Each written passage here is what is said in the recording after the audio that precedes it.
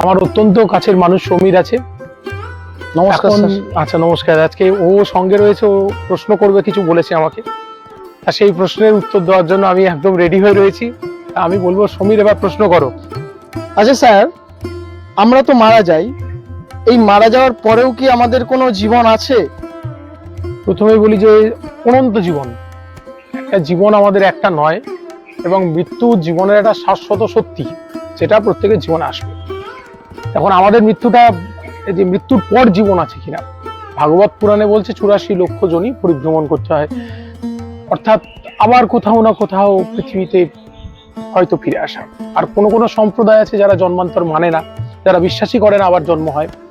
একটা সোজা হিসেব হচ্ছে একটা প্রাণের ফ্লো, ধরো এটা কেটলি কাপে ঠেকিয়ে রেখেছে, আর সেই কাপ থেকে কন্টিনিউ কেউ পান করে যাচ্ছে, এটা হচ্ছে আমাদের জীবন চলছে।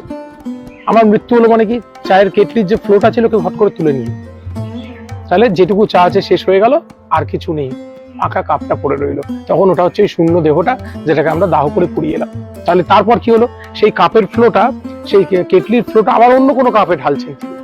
আমরা যেমন করি, একটা কাপ পূর্ণ হয়ে গেল আর একটা কাপে ঢালি, তাহলে ঈশ্বর সেই রকম একটা খেলছেন, অন্য কোনো কাপে সেই ফ্লোটা কিন্তু ঢালা হচ্ছে। তাহলে স্যার, এটা নয় হেটা নয়, অন্য কোথাও শেষ করি। তাহলে অন্য কোথায়, অন্য কোনো রূপে কর্মফল অনুযায়ী অন্য কোথাও আবার আমার জন্ম। পৃথিবীর কি, এই যে আমরা স্বর্গ নরকের কনসেপ্ট করি, মৃত্যুর পর সবাই স্বর্গে যাবে, নাহলে সবাই নরকে যাবে। যদি এটাই হতো, তাহলে স্বর্গের সমস্ত সিট ফিল আপ, নরকের সমস্ত সিট ফিল আপ। সেটা হয় না, এই রিসাইক্লিং এর জন্য পৃথিবীতে পুনরায় পুনরায় আসা হয়। তাহলে মৃত্যুর পর একটা জগৎ থাকে, যে জগতের অস্তিত্ব এবার যার হয়েছে সে জানে, এই ব্যতীত আমরা পুরাণে গল্পে কিছুটা কিছুটা পাচ্ছি। বলো। এরকমই যদি হয়, আমার মধ্যে একটা হঠাৎ করে একটা প্রশ্ন এলো যে আমাদের এই ব্রহ্মাণ্ড যখন সৃষ্টি হয়েছে, তখন শুনেছি যে ব্রহ্মা এই ব্রহ্মাণ্ড যখন সৃষ্টি করছে, তখন এই আত্মারা কোথায় ছিল? আত্মারা হঠাৎ করে কোথা থেকে এলো? এই যে খুব ভালো প্রশ্ন, যে দেখো এগুলো আধ্যাত্মিক খুব জগতের কথা। প্রথমেই বলি যে আমরা কেউ বিচ্ছিন্ন নই, প্রথম ভাবতে হবে। ঈশ্বর বলছেন একমেব অদ্বিতীয়, একই ঈশ্বরের প্রকাশ সমস্ত জগৎ, আমরা সবই সেই ঈশ্বর থেকে এসেছি। নিউটন বলছেন সেই মহাশক্তির কথা, আমরা সেই একই শক্তির অংশ, চৈতন্যের বুদবুদ। তাই তখনও আমরা ছিলাম সেই খেলি ছয়ে বিশ্বলয়ে বিরাট শিশু আনমনে, সেই ঈশ্বর যেভাবে বিশ্ব ব্রহ্মাণ্ড সৃষ্টি করেছেন তারই চিদনু হয়ে আমরা সৃষ্টি হয়েছি। তাহলে আমরা তারই, তিনি সেই নিজের লীলা আস্বাদন করার জন্যই তিনি ঈশ্বর জীব জগৎ সৃষ্টি করেছেন, আনন্দ সৃষ্টি করেছেন, দুঃখ সৃষ্টি করেছেন। প্রতিটা জিনিসের দেখবে আলো আছে, অন্ধকার আছে, সমস্ত কিছু তার সৃষ্টি একটাই কারণে, যে তিনি তার যে সৃষ্টি, এই যে আমরা খেলনা নিয়ে যেমন ছেলেমেয়েরা খেলনাবাটি খেলে, সেই খেলনাবাটি খেলার জন্য তিনি সৃষ্টি করেছেন। আচ্ছা, তাহলে স্যার, আর আমার একটা শেষ প্রশ্ন, তাহলে আমরা বলতে পারি আমাদের পরপর মৃত্যু হচ্ছে আবার জন্ম হচ্ছে? এটাই পরপর মৃত্যু জন্ম। কিরকম করে? রামপ্রসাদ সেন বলছেন যে মা আমায় ঘোরাবি কত, চোখ ঢাকা কলুর বলদের মতো। এই যে চোখ ঢাকা কলুর বলদ কি করে, তার চোখটা বেঁধে দেওয়া হয়েছে, সে ঘানিতে ঘুরেই যাচ্ছে, আর মালিক কি করছে, তেল পিষিয়ে নিচ্ছে, সর্ষে পিষিয়ে তেল বার করে নিচ্ছে। আমাদের জীবনটাই এরকম, 70, 80, 90 বছর বাঁচো, আবার কর্মফল তৈরি করো, আবার ঘুরো, ঘুরে আবার আসো, কখনো এই গাছের পাতা হবো। এই যে একটা পাতা টেনে ছিঁড়ে দিলাম, প্রতিবাদ করলো না, করলো না, একটা ইচ্ছে হলো একটা পেরেক মেরে দিলাম, তাহলে তার যন্ত্রণা ভাবুন। কুকুরটাকে গরম জল ঢেলে তাড়িয়ে দিচ্ছে, যা। তাহলে এই যে আলোচনাগুলো, মৃত্যু নিয়ে আলোচনা এই জন্যই যে আমরা যেন এই কর্মফলটাকে একটুখানি ভয় পাই। যা খুশি তা করবে তুমি, সে কিন্তু ভাই চলবে না।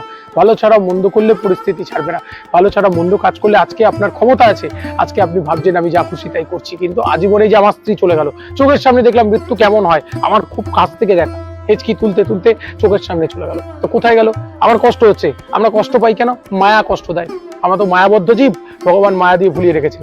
তো সেই মায়াগুলো কষ্ট দিচ্ছে, আহারে আমার স্ত্রী কোথায় চলে গেল, আমি কষ্ট পাচ্ছি প্রতি মুহূর্তে।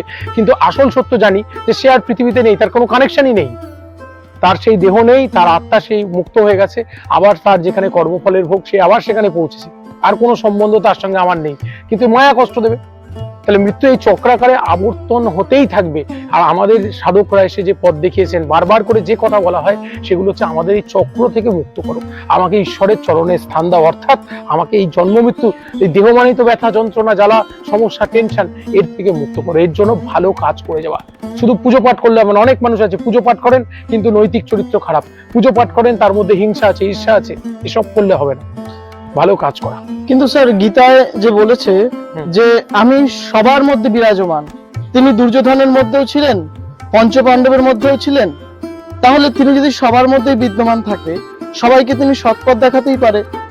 এইবার একটা কথা বলি, ঈশ্বর সবার মধ্যে আছেন কিন্তু সবাই ঈশ্বরের মধ্যে নেই, রামকৃষ্ণদেবের কথা। এর কারণ কি, এর পেছনে আবার একটু ভাঙবো হবে। কাম, ক্রোধ, লোভ, মদমোহ, মাৎসর্য, ষড়রিপু খারাপ, তা সত্ত্বেও ভগবান এগুলোকে আমাদের মধ্যে পুট করেছেন। কেউ প্রবৃত্তি অভিমুখী চলে, কেউ প্রবৃত্তি নিবৃত্তি করে চলে। যারা প্রবৃত্তিটাকে নিবৃত্ত করে চলে, ঈশ্বরমুখী হয়ে চলে, তাদের মধ্যে সদ্গুণের প্রকাশ পায়। ভক্তিভাবের মানে বড় বড় কথা বললে হবে না। অর্জুন তার মধ্যে নিবৃত্তি মার্গের একটা প্রকাশ ছিল, সে একটা সক্ষভাবে ভগবানকে ঈশ্বরকে পাওয়ার চেষ্টা করেছিল, সৎ পথে থাকার চেষ্টা করেছিল, যার জন্য যুদ্ধে সঙ্গী হল। অপরপক্ষে আমরা যে দেখতে পাই দুর্যোধন, দুঃশাসন, তাদের মধ্যে ঈশ্বর ছিল, কিন্তু তারা তাদের লোভ, তাদের ক্রোধ, তাদের কাম অভিমুখী হয়ে চলেছিল, যার জন্য কি হলো, তার জন্য তাদের বিনাশ হয়ে গেল। ঈশ্বর তো সবার মধ্যেই ছিলেন। বিশ্বের সরসজ্জার পরে কি হয়েছিল, বিশ্বদেব কি কোথায় গমন করেছিলেন? স্বর্গে গমন করেছিলেন। কৃষ্ণ কোথায় পাঠিয়েছিলেন যে তার কাছে গিয়ে শিক্ষা করো? আমরা রামায়ণে তাকালে দেখবো রাবণ বধের সময় রাবণের মৃত্যু তখনও হয়নি, লক্ষ্মণকে শিখতে পাঠালেন কি করে রাজত্ব শাসন করতে হয়, তখন গেলেন কেমন, কার কাছে পাঠালেন কিন্তু ওই রাবণের কাছে। তাহলে এগুলো যে আসল গল্পটা হচ্ছে আমাদের মধ্যে যে রিপুগুলো আছে, কাম, ক্রোধ, লোভ, মদমোহ, মাৎসর্য, যে ইনস্টিংক্ট গুলো, এগুলোকে আমরা কতটা কন্ট্রোলে আনতে পেরেছি। লক্ষ্যটাই গল্পগুলোর মধ্যে আসল উদ্দেশ্য, যে ঈশ্বর সব জেনে কিন্তু পড়েছেন। আমরা সেগুলোকে যতটা নিয়ন্ত্রণ করতে পারবো, তত আমরা ঈশ্বরের পথে যেতে পারবো। খুব ভালো লাগলো স্যার, থ্যাংক ইউ আমার প্রশ্নগুলোর উত্তর দেওয়ার জন্য। ভালো থেকো সবাই। রাখছি।